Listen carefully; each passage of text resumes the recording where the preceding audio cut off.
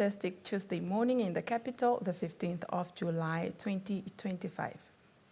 Greetings to you, the lovely GIC viewers and listeners within and beyond the borders of the Republic of Namibia, and a very warm welcome to your Tuesday morning edition of the Public Enterprises Information Sharing Session. Coming to you live from the Government Information Center studio with me, Helene Felipos Hamunyela.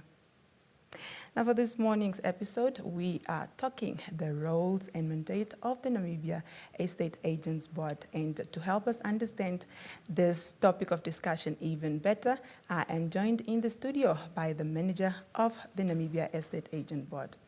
But before I can formally welcome him back to the Government Information Center, I'd like to pause here and just emphasize that here at the GIC, our viewers and listeners form an integral part of our discussions. To that effect, I am cordially inviting you, all Namibia, to be part of this conversation by following the discussion on our social media platforms where we are currently streaming this show live.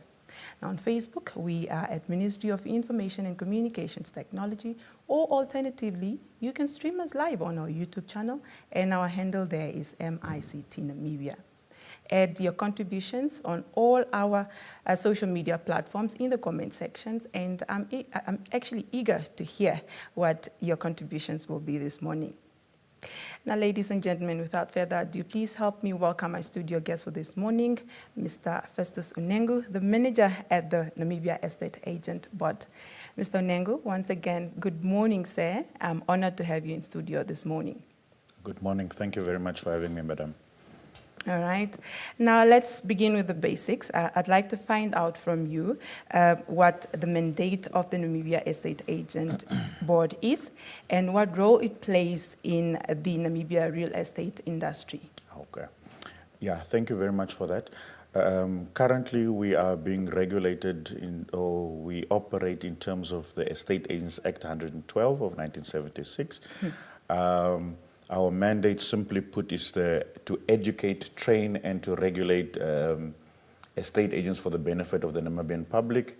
We do this through, as I've indicated, educating them and also making sure that they comply with the rules of the board, code of conduct, and the Estate Agents Act. Okay. Now that we understand the board's mandate, can you briefly outline the key functions or responsibilities that the board undertakes on a daily basis to uphold its mandate? Okay. So basically, as is indicated, we are also responsible for issuing what we call a Fidelity Fund certificate to qualifying applicants. Okay. Firstly, you have to write what we call our examination. After you write our examination, you attend our induction training course. After you've passed the induction training course or you've attended it, you can then formally start with the application process. There are a few requirements, the main requirements being that you need to be in possession of a valid police clearance certificate, which is not older than 6 months. You must also not be disqualified in terms of Section 27 of our Act. You must not be an unrehabilitated insolvent. You must not have been dismissed from a position of trust, etc., etc., etc. You then submit your application. All else being equal, we will then issue you with a Fidelity Fund certificate. We also have a code of conduct. In terms of this code of conduct is basically, it captures the do's and the don'ts, what an estate agent is allowed to do and not allowed to do. This document is in our regulation, so it's law. Right. All right. So basically what estate agents may and may not do. So we also have our disciplinary procedures. Okay. If an estate agent then contravenes the code of conduct, members of the public, myself, may then lay charges with the board, and then we go through our legal processes and submit, if the need be, we submit it to what we call our disciplinary committee. They then take the matter further from there. Okay. All right. Now, Mr. Onengu, a lot has been said about a reform in the sector. And also reflecting back on our conversation last time when you were here at the GIC, I'd like to find out from you, what is the progress that has been made on the Property Practitioners Act, and how will it impact then the industry going forward once it's implemented? Thank you very much. In terms of the Property Practitioners Act, we are currently busy with the regulations. Once the regulations are done, or the regulations are needed to operationalize the act, for the act to start working. Okay. In terms of the new act, we will not only be regulating estate agents, but we'll also be regulating property developers, property managers, and auctioneers. So that will be the new scope. Not just that, there are also other revolutionary changes or innovative changes in terms of this act, which will give the estate agents board more leeway in terms of regulatory oversight, and also it's also more consumer centric.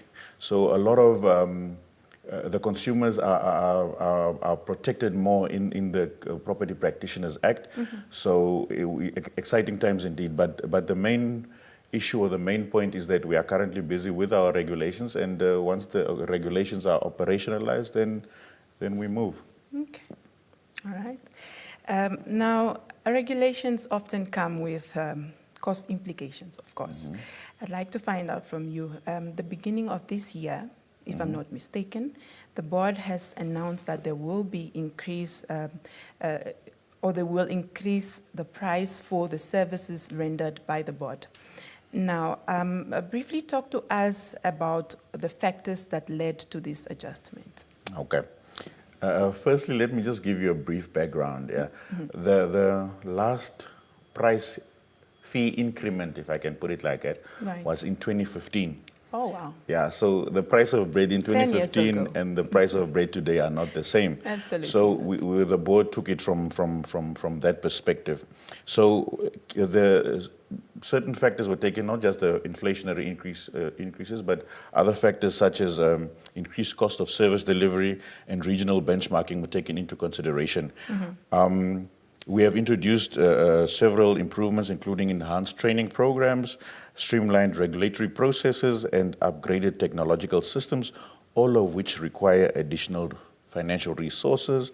And also, if you look at our fee structure and compare it to our counterparts in the SADC region, our fee structure was not contemporary. So all those factors necessitated the increase in our fees. Having said that, we are indicating, or we are saying that there is a value proposition. The fee increment will enable us to continue providing high quality regulatory oversight to maintain industry standards.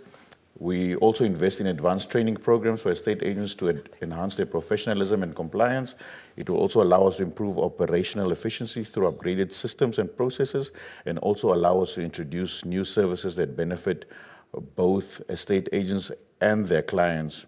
Now, while we understand that these fee adjustments may raise concerns, we are saying that it is imperative that we, in terms of the services and products that we offer, that we do look at these increases in a positive way, in a positive fashion. Okay. And the members of the public can please rest assured that this decision was not taken lightly. Okay. A lot of factors were taken into consideration.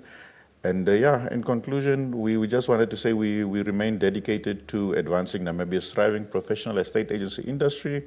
And this fee adjustment is necessary to ensure that we continue to meet the evolving needs of our stakeholders and to maintain the highest standards of service delivery. All right. Now, Mr. Onengu, part of the board's role is ensuring professional conduct. I'd like to find out from you, how does the board then enforce compliance and, of course, amongst the registered estate agents? Yeah, thank you very much. As alluded to earlier, we have what we call, firstly, we have the Estate Agents Act, in terms of which we operate. And then we also have our regulations, and in those regulations, our code of conduct for estate agents is contained in that document. So the code of conduct is basically the document that says what estate agents are allowed to do and what they are not allowed to do. A simple example that I can give you is that estate agents are by law required to explain a lease, a sales agreement in detail to members of the public. A failure which, in terms of the code of conduct, you can be brought to book to the NAB.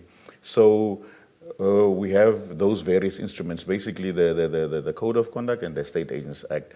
So in terms of the Code of Conduct, as I said, those are the do's and the don'ts that estate agents may or may not do, or must and must not do. If they do then contravene one of these provisions, members of the public are free to approach our office, and then we will then start our processes, and we take it from there to see if there's a case to be answered. We then submit such a case to our disciplinary committee for further action. All right. And now, in cases, you've mentioned something important, Mr. Onengo. In cases in unfortunate cases where something goes wrong, how and where can members of the public, first of all, lodge a complaint to raise concerns about a certain estate agent? Okay. Firstly, the reason for the existence of the Namibia Estate Agents Board is exactly that. It's exactly that. It is a place where members of the public can go when they have been wronged by estate agents. But before I go there, I would like to say that, members of the public are urged to always ensure that they are working with a registered estate agent. There are a lot of scammers on social media. There are a lot of estate agents that were probably registered last year or the year before, but they are not currently registered. The onus is on members of the public to ask, to say, are you legally registered with the Namibia Estate Agents Board? And then when the estate agent says yes, they must then provide you with proof. This proof is in the form of an ID card. We give each and every estate agent that has a license, we give them an ID card, which they are required to keep on their person at all times, so that they can then show the members of the public that I am legally registered for this year. The date on the card is very much important. Please, even if this person was registered in 2024, make sure that the card says 2025. Number one. Number two, we also issue each and every estate agent and estate agency with what we call a Fidelity Fund certificate, a license.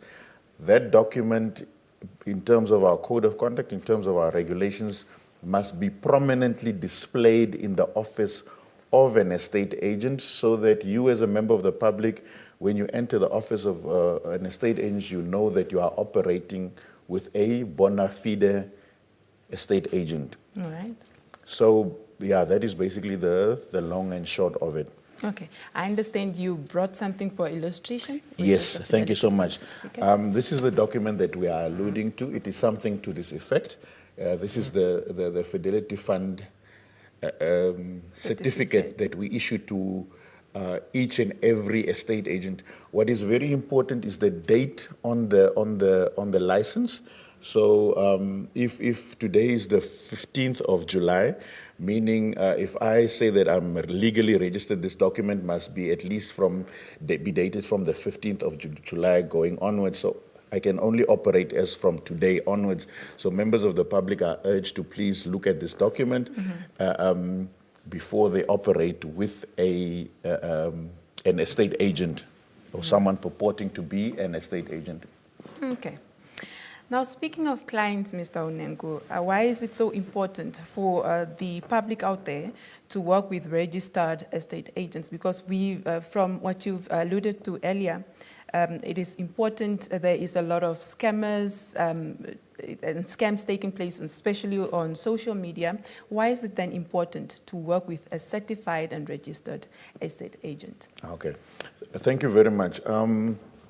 Firstly, in terms of the Act, in terms of our Estate Agents Act, the word estate agent, an estate agent is someone that has a Fidelity Fund certificate, all right? Someone that does not have a Fidelity Fund certificate is what we call a rogue agent, all right? So it is important to work with a registered estate agent because then members of the public are protected in terms of the Act, all right? Should you work with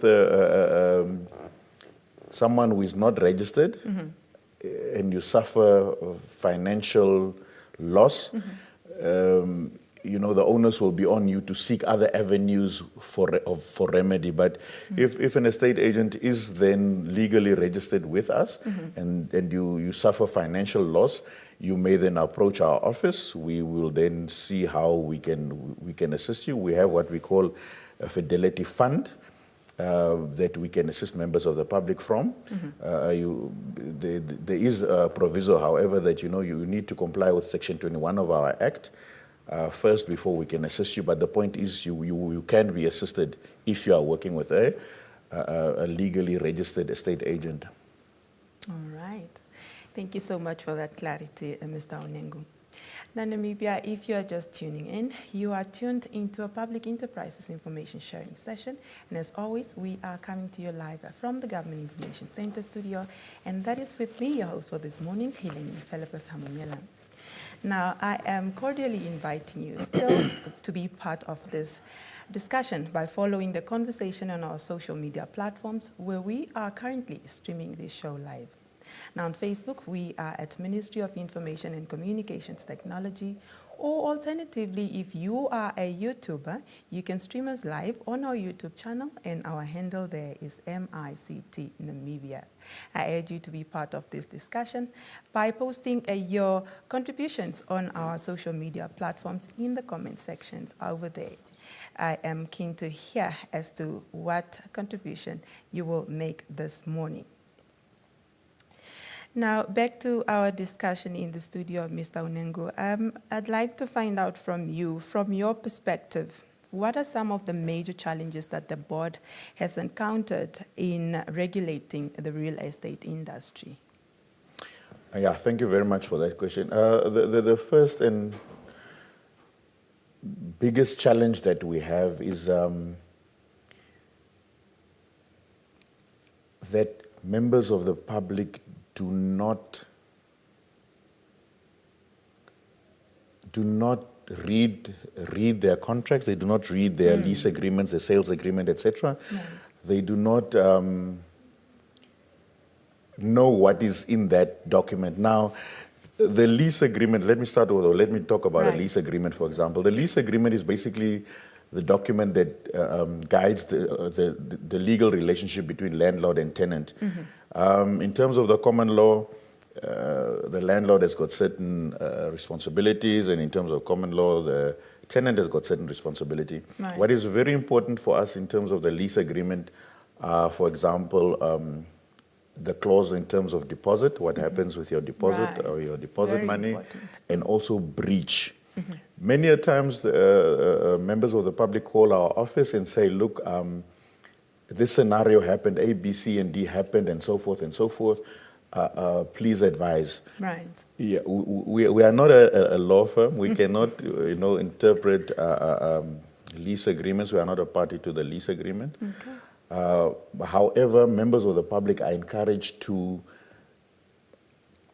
be aware or to make sure that they know what the content of the lease agreement is or are. Right. Because all the questions that they pose to the Estate Agents Board should be answered in the lease agreement. Right. So we urge or we request members of the public to ensure that they know what is contained in their lease agreement, that they know and understand what is contained thereof. You basically signing that lease agreement means that you have read the contents, And you you are in agree with agreement. the contents, and you accept the conditions set therein. Right.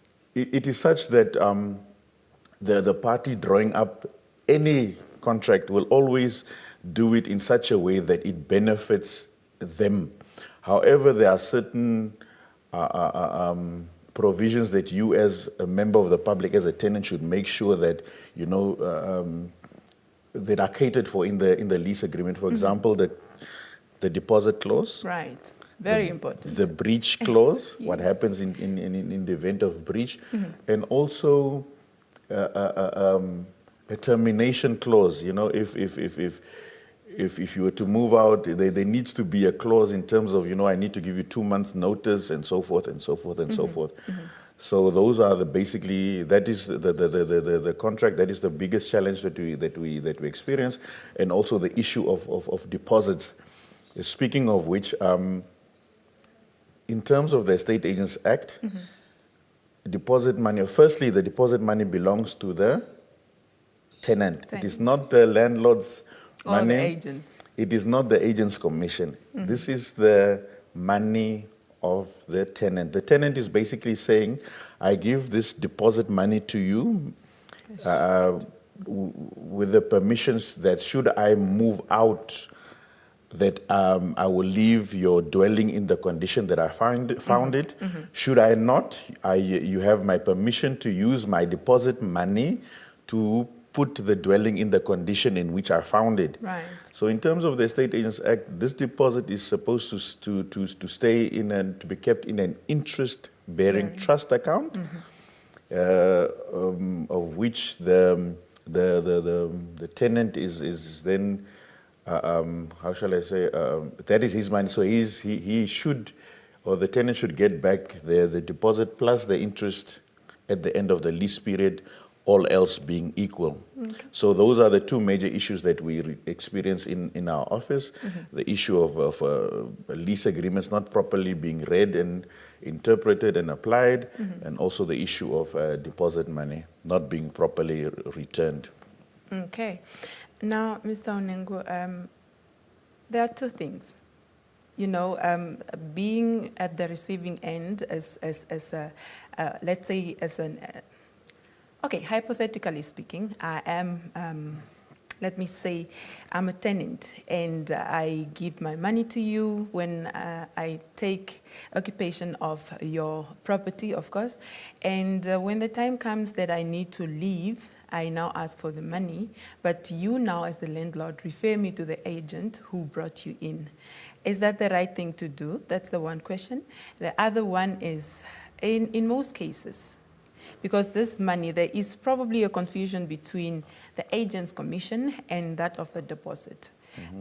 If we can maybe just clarify that, because I know that earlier on you've mentioned to say that the deposit is not the agent's money, nor is it the landlord's money, but the tenant's money. And upon the eviction, or when the end of the tenure comes for the tenant to move out, they would then, of course, given that everything is right, or the property is in the right condition that it was found, get that money back. Okay. Firstly, an estate agent works in terms of the law of agency and principle, all right? Meaning that an estate agent works on the instruction of someone. Right. All right? Again, if we use the rentals as an example, a landlord will come to an agent and say, okay, agent, I'm looking for someone to rent my property. So that is what we call a mandate. So the landlord has then given the estate agent a mandate to perform something, to do something. On the behalf, yes. Now, if I am to perform that mandate for you, obviously you have to pay me, all right? So I'm the tenant. I see this advertisement. Property for rent, 10,000 deposit, 10,000 rent. So, as alluded to earlier, the deposit money is my money. All right, so what I do then is I approach the estate agent, I saw your advert and I'm interested, and so forth and so forth and so forth. So I then pay 10,000 Namibian dollar as a deposit. Right. And ladies and gentlemen, please obtain proof of where your deposit money is paid into. It should possibly be as an addendum to your lease agreement. Okay. And then I pay the deposit money and I pay the first month's rent. As I then take occupation of the dwelling. All right. So what then needs to happen is that the estate agent must then give an invoice to the landlord. Say, landlord, because landlord, you requested me to perform a service. I performed that service. Right. In terms of our common law, I'm entitled to my commission. I had a mandate. I was the effective cause of this, and also I performed the mandate. Right. So here's my invoice, pay me. But what happens in the industry is that I don't know if it's the landlord that will say, okay, you take 10,000 or you take and to give me the other 10,000 or whatever the case may be. But that is besides the point. The correct way of doing things is that the landlord should give an invoice to the estate agent.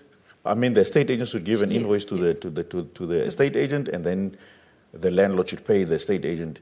Ideally, as I said, the deposit money of the tenant should be paid into the interest-bearing trust account of the estate agent for oversight of the Namibia Estate Agents Board as well. Right. And then, obviously, the first month's rent can then be dealt with or can be paid to the landlord or whatever arrangement it is between the landlord and the tenant. Okay. And now, Mr. Onengu, in an event where now the landlord probably, uses this money for something else and the money is not paid into an interest-bearing account, and when the tenant leaves, they are asking for their money. And of course, in most cases, what I've observed is that they would get, or we would only get what we have paid, the exact amount. If you paid 10,000 you will get. What then needs to happen? How do we start this conversation? Okay. We understand the realities on the ground in terms of landlords requesting or saying that they want the deposit money, because there are also estate agents, if we are just honest, who have used this money before, and then landlords sit with egg on their face. Right. The correct way to do it is estate agents have got two accounts that they need to open as one of the requirements for obtaining their Fidelity Fund certificate. One is their business account and one is the trust account. Right. The business account is where they keep their money for the operational expenses, and the trust account is where they keep what we call other people's money. That includes deposits. Okay. All right. Okay. So ideally, for us, we are urging members of the public, and that is why you need to ensure that you are working with a certified estate agent. You are required, or that deposit money must be paid into the interest-bearing trust account of the estate agent, and the estate agent must then provide you with proof that he or she has paid it into his or her interest-bearing trust account. Okay. All right. In the event that this money was then paid to the landlord, as I indicated earlier to you, we operate in terms of the Estate Agents Act. We do not have a mandate or a say over landlords and so forth. Right. We can only operate in terms of the Act, and the Act does not allow us to engage landlords in the event of a deposit money, etc., being missing, etc. We do not have that mandate. Okay. All right, thank you so much for that clarity, Mr. Onengu. Now, I want to draw you back a little bit to the lease agreements. Words on the street says that, a lease agreement is an agreement, either written or a verbal agreement that can also constitute as a lease agreement. But I want to understand, when is that lease agreement, when is it binding? Because I know that both the tenant or the landlord, the buyer or the seller, ought to have signed that document. But especially more on the rental side, when is the when is the lease agreement binding? Because sometimes we get to be told that unless it has, stamp duties, it is not. What do you say about that? Yeah. Okay. A lease agreement. In terms of the law, an oral agreement can also be binding. Right. That is the first thing. So you coming to me, we have an agreement in terms of which you occupy my dwelling, you pay rent, even though there's no formal lease agreement. That is an agreement in itself. The fact that you pay rent and I allowed you to stay in my dwelling, that is an agreement in itself. Right. We do, however, because of many factors, we do, however, encourage lease agreements to be in writing so that there's no disputes later on. Right. You know, when is the rental amount due? When have you breached? How what much happens is to the it? deposit? What is the notice period, etc., etc., etc. Right. So when is a lease agreement valid and legally binding and so forth? There are a lot of factors that come into play, but most commonly is when you sign the lease agreement. But you get instances where the person moves in, and then they only sign the lease agreement thereafter. Okay. Regarding your question on stamp duties, so it's a very stamp duties are very important. It's a requirement by law. Okay. You're not attaching the stamp duties on your lease agreement. You're actually cheating the government. You're actually cheating the people. So the Stamp Duties Act is the baby of the Ministry of Finance. So you're not paying that. There are legal consequences. But a lease agreement is legally binding, even though there might not be stamp duties on it. It's just that maybe you may not use it in a court of law as an exhibit to say, here's our lease agreement that we entered into, etc., etc., etc. Okay. All right. Now, away from that, looking at inclusivity, Mr. Unengo, what steps has the board taken to promote transformation and greater access of the profession for young women and previously disadvantaged communities in Namibia? Yeah, by previously disadvantaged, you talk about young women. I also hope you're also talking about the boy child there as well, yeah? Yes, not leaving the boy child behind. Yeah, let's not leave the boy child behind. Okay. Yeah. Under the guidance of our former Minister of Industrialization and Trade, Honorable Lucia Ipumbu, she made it very clear that we need to design our programs in such a way that youth are included. We must not put up barriers to prevent the youth from entering the market. By this, we look at we need to look at the estate agency industry as a business, as a formal business, as any other business, and that is what we have done. We have put programs in place where formerly disadvantaged members of society, youth, etc., are encouraged to enter the industry, to view this not just as a part-time business, but as a full-time business. So there are those initiatives in place, and also to take it a step further, in the Property Practitioners Act. Right. One of the objectives is that the Namibia State, or the Property Practitioners Regulatory Authority, as it will be then known, may by law, one of the objectives is that we can have education and training initiatives for previously disadvantaged members of society only. Okay. So it is incorporated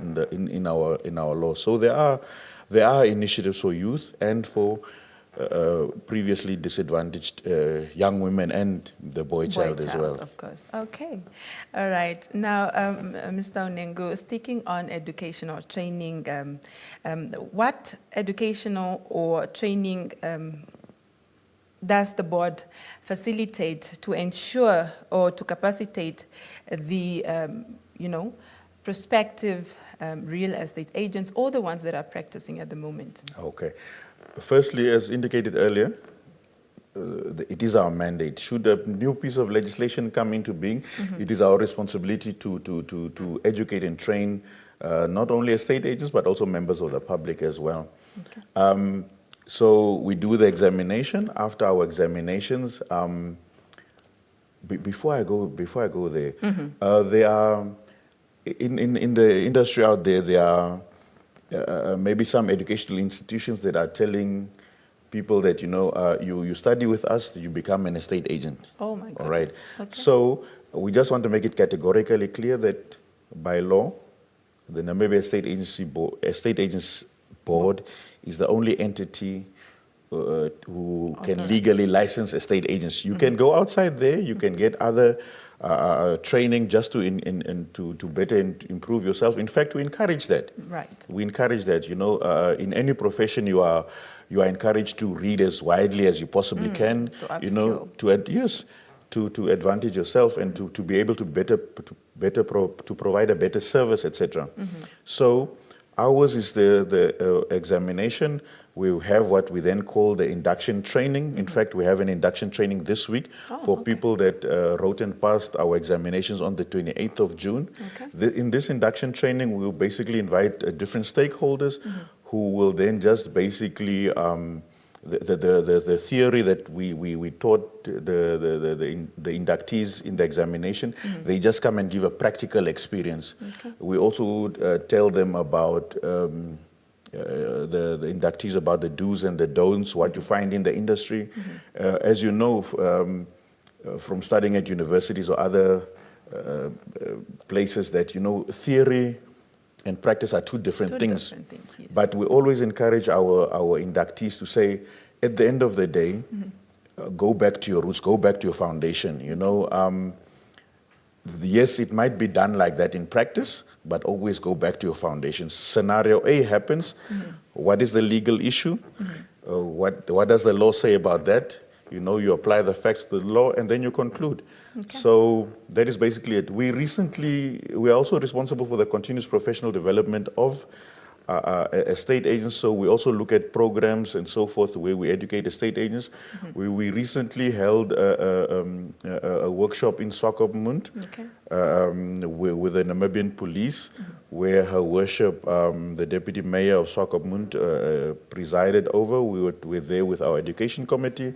We also held a similar information awareness campaign in Ludritz with the local authority there. Right. So we do go around, and we do have our education and training programs in place. Okay. So the upcoming one, the induction program that you will be having, where is it going? Maybe we can use this platform to just create more awareness towards the induction program. Where is it going to be, and what time? Maybe all the details there. Yeah. Thank you very much. Our induction training will be held this Friday from 9 o'clock, 8 o'clock until 1 o'clock at the Palm Hotel in Windhoek West. Right. And this is basically for the people that have written and passed our June exam. And also for estate agents who just want to update their knowledge, just to find out what are the contemporary trends, what is going on in the industry, etc., etc., etc. That's a refresher. Yes. All right. Mr. Onengu, we are nearing the end of our discussion this morning. I've enjoyed it quite a lot. I've learned so much from this discussion. But perhaps before we conclude, I'd like to find out from you, on a positive note, are there any recent success stories that the board has, or milestones that the board has encountered, and in particular, what you are proud of as a board? Yeah, there are quite a few, but the biggest one that we as a board are very excited about is the Property Practitioners Act and the finalization of the regulations so that we can operationalize this act. Because this act will then include a whole range of other property practitioners that are not currently included. Right. And as indicated earlier, the act is very consumer centric. Okay. The act looks at consumer protection. It takes consumer protection very very seriously. So there are a lot of innovative ideas or a lot of innovative issues contained in the Property Practitioners Act. So we are excited about that. We can't wait for the regulations to be done and for the act to be operationalized so that we can take that forward. All right, Mr. Onengo. Thank you so much for coming here this morning to educate us and shedding more light on these very important issues pertaining to the real estate industry in Namibia. And of course, your insights are invaluable in helping both professionals as far as the real estate industry is concerned, and of course the public, because one way or the other, you are either a buyer or a seller, or you are a landlord, or you are a tenant. Thank you so much for coming through to the Government Information Center this morning to educate us about this very important topic. Thank you very much for having us. All right. Now, Namibia, that concludes this morning's briefing here at the Government Information Center. As earlier mentioned, I had a guest in the studio this morning. I was joined by Mr. Festus Onengo. He is the manager at the Namibia Estate Agent Board. And of course, I was your host, Hileni Felepo-Samunyela. Now, from all of us here at the GIC, until next time, take care.